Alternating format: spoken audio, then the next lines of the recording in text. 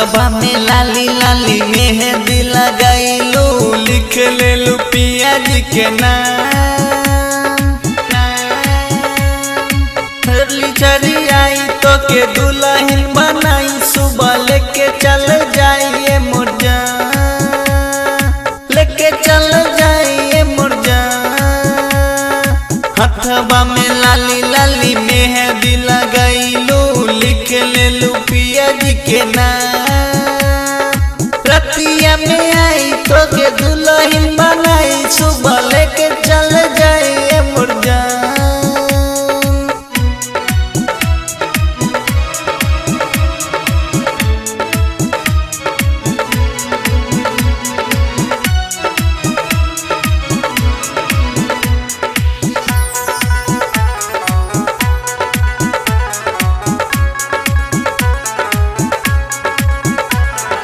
जा तू ससुराल में खुश रही ए मोर जान, दुआ हम करीले खुश रही ए मोर जान।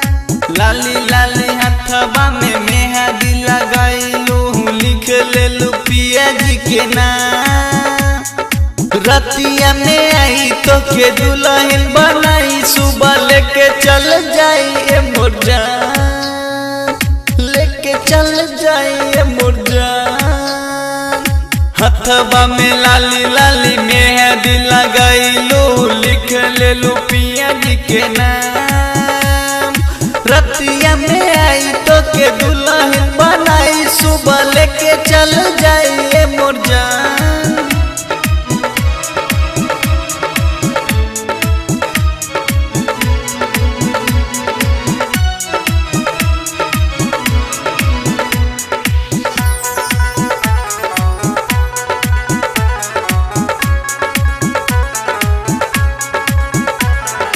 दिलवा धड़का के जात बारू मुस्का के, बोला ना दीवाना के गोरी कबले तर पैबू हो। चंदन लाल पिया के दिलवा दुखाइल तू, लिख लेलू पिया जी के नाम। रतिया में आई तो के दुल्हन बनाई, सुबह लेके चल जाइए मोर जान, लेके चल जाइए मोर जान, लेके चल जाइए मोर जान।